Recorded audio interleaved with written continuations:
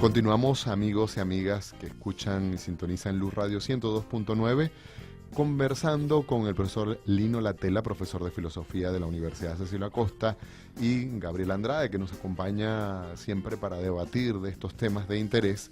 Y hoy hemos hablado sobre el totalitarismo, y en el segmento anterior estamos mirando todas las causas que habían generado la Segunda Guerra Mundial, cómo Hitler había compactado toda la Alemania de la época, le había explicado muy bien sus planes, y esto llevó a recuperar, la idea de recuperar territorios perdidos en la Primera Guerra Mundial, llevó entonces a los enfrentamientos con Europa y con otras naciones.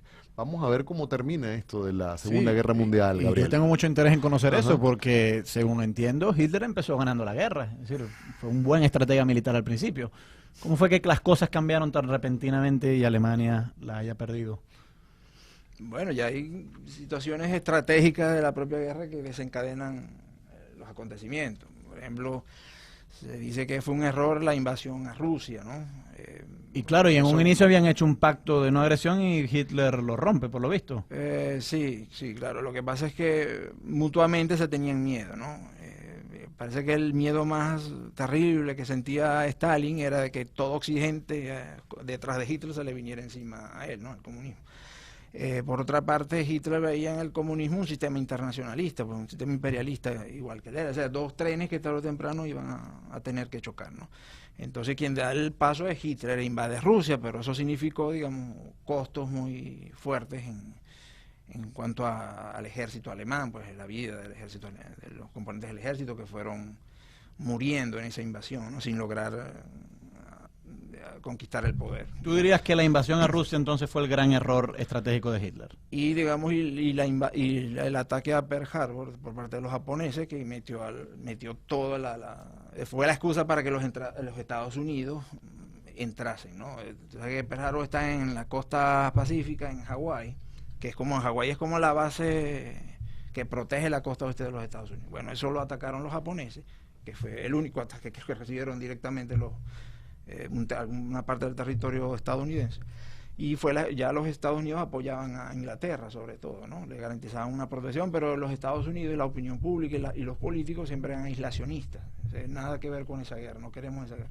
Pero entonces Pearl Harbor ya dio la excusa para que públicamente la política cambiara, para que los políticos aceptaran que había que meterse en esa guerra, ¿no? Entonces, claro, la fortaleza de Estados Unidos ya inclinó la balanza. Pues. Gracias a esa entrada, después en el 44 fue lo de el famoso día D, ¿no? La invasión a Normandía.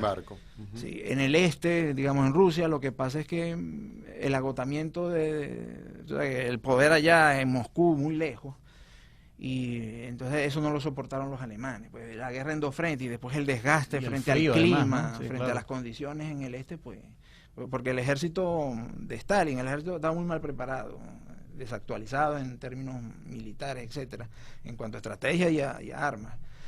Pero se valían en número, tienen mucho mayor número, y después, claro, el agotamiento de los ellos ganaron la guerra yendo hacia atrás. Resistir la guerra. Ellos ganaron la guerra hacia atrás, los rusos echaron para atrás. Cuando los alemanes estaban agotados fue que fueron hacia adelante y llegaron hasta Berlín, y ahí terminó la guerra en Europa. Claro, bueno, y luego dividieron Europa en dos y luego empezó la Guerra Fría. Hasta ahí llegó Europa. Por eso te invitamos a otro programa, para que nos hables de la Guerra Fría. Ahí llegó, digamos, el dominio de Europa en la historia, ¿no? Claro, ahora tú decir que ahí finaliza el totalitarismo alemán con Hitler. Sí, claro. Claro, pero queda el otro totalitarismo que es el soviético. Pero en todo caso, tú nos has hablado bastante, Lino, sobre esta filósofa Hannah Arendt. Danos una reseña biográfica de ella y por qué es tan importante en la filosofía. Bueno, ella es una judía alemana, aunque no es religiosa, sino era más bien de una familia de tendencias socialistas, intelectuales. Nace en una ciudad que se llama Hannover, un pueblo, no sé si un barrio se llama Linden, cerca de Hannover, en el año 1906. Va a la universidad y tiene la influencia de Heidegger y también de Karl Jasper, etcétera. Son filósofos alemanes famosos. Alemanes y existencialistas. Y bueno, como judía, que ella no se sentía que formaba parte del grupo humano judío, pero que inevitablemente se encontró con ese hecho. Ella decía que su ser judío era una facticidad que no podía rehuir en su vida, porque tenía que hacerse cargo con eso. Entonces, a partir de los acontecimientos del nazismo, ella empieza a darse cuenta que tiene que dedicarse a pensar en aquello que está pasando. Siente una especie de necesidad de comprender, ¿no? Esto le puede venir de Heidegger, ¿no? Su idea de la comprensión. Pero entonces lo vuelca hacia los acontecimientos que están ocurriendo, que le están ocurriendo a ella, básicamente, que le están ocurriendo a ella. Entonces vuelca toda su tarea o su trabajo intelectual al análisis del totalitarismo, porque no se puede entender a Hannah Arendt sin el famoso libro Los orígenes del totalitarismo. Todo lo que viene después es consecuencia de aquel libro, ¿no? Y claro, muchas de las cosas que tú nos has comentado sobre cómo surge el totalitarismo, así lo entendió Hannah Arendt. Bueno, yo te estaba hablando, estamos hablando más bien en términos históricos. Y hablando de la guerra y en los términos históricos estamos haciendo mucho hincapié en lo militar, ¿no? Hannah Arendt no centra su análisis más bien en sus conceptos políticos que involucran a ciudadanos, que involucran a civiles, ¿no? Que son los que para ella determinan más que las armas. Las armas son, es decir, las armas no tiene el poder de las armas quien las tiene en sus manos, sino quien decide cómo se van a manejar esas armas. No siempre es el que tiene el arma en la mano como un delincuente el que da la orden. Exactamente. Para ella el factor determinante de una política es siempre un factor humano, de acción, de pensamiento, incluso en el caso totalitario. Cuando te estoy diciendo que para Arendt el totalitarismo es una novedad en la historia humana, ella se está refiriendo a una forma de acción humana, independientemente de sea quien sea el humano que lo haga, civil o militar, y eso de ahí no es tan importante. Ahora, en Latinoamérica se ha hablado muchas veces de algunas dictaduras. Fíjate, Hitler no era un militar, era un civil, y fíjate todo lo que desencadenó como líder, no era un militar. Él participó en la Primera Guerra Mundial, pero como asimilado a la guerra, ¿no? Como recluta. Entonces totalitarismo y militarismo no siempre van de la mano. Puede haber un totalitarismo no militar. Pues sí, yo creo, posiblemente en los términos Arendt sí, y en los análisis que podemos hacer, incluso del capitalismo, en cierto sentido, se puede utilizar el concepto de totalitarismo. Ahora, en el ámbito latinoamericano, ¿qué crees tú que es lo más cercano que se ha llegado al totalitarismo? Si es que ha habido tal cosa, porque a lo mejor no la ha habido, pero... Bueno, mira, yo siguiendo a Hannah Arendt para no desvirtuar su pensamiento, yo me atrevo a decir que no nada se le ha acercado. No, ni Perón, ni Fidel Pinochet. Castro en Cuba, ni Pinochet, nada de eso. Nada ha tenido que ver con...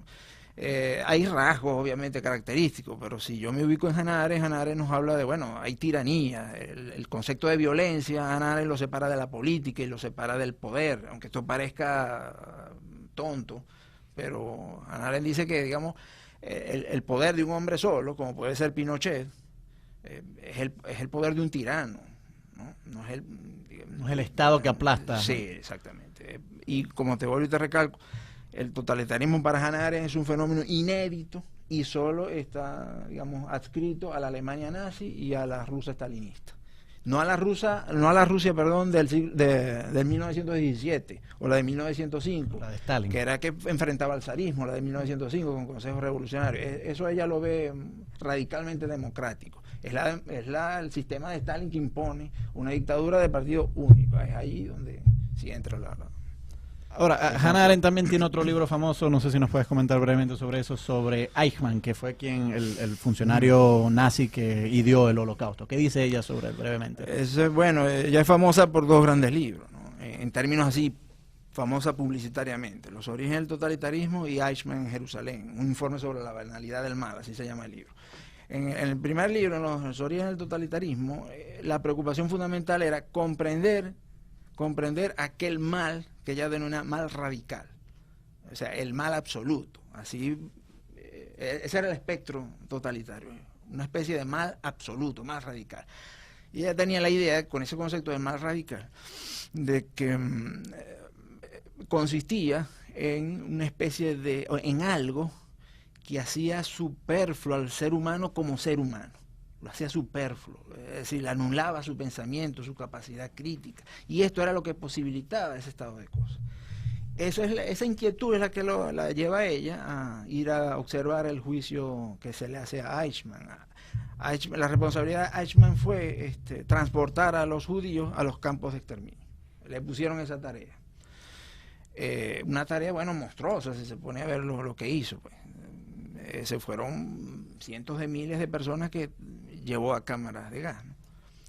Como dice la historia.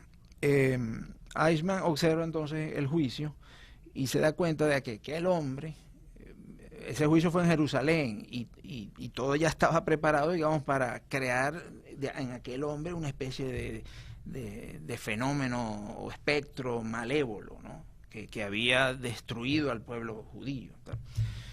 Hannah Arendt se da cuenta de que aquello es mentira, ese no es ningún monstruo malévolo, es una persona normal, común, una víctima y del sistema. pues.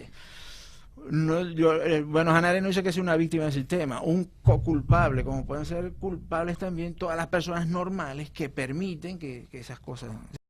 Todas las causas que habían generado la Segunda Guerra Mundial, cómo Hitler había pues compactado toda la Alemania de la época, le había explicado muy bien sus planes y esto llevó a Tela, profesor de filosofía de la Universidad Cecilio Acosta, y Gabriel Andrade, que nos acompaña siempre para debatir de estos temas de interés. Y hoy hemos hablado sobre el totalitarismo y en el segmento anterior estamos mirando.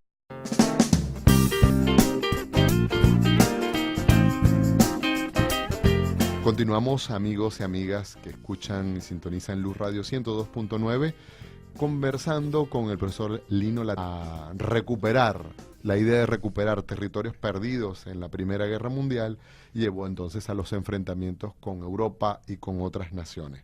Vamos a ver cómo termina esto de la Segunda Guerra Mundial, Gabriel. Yo tengo mucho interés en conocer eso porque, según entiendo, Hitler empezó ganando la guerra. Es decir, fue un buen estratega militar al principio. ¿Cómo fue que las cosas cambiaron tan repentinamente y Alemania la haya perdido? Bueno, ya hay situaciones estratégicas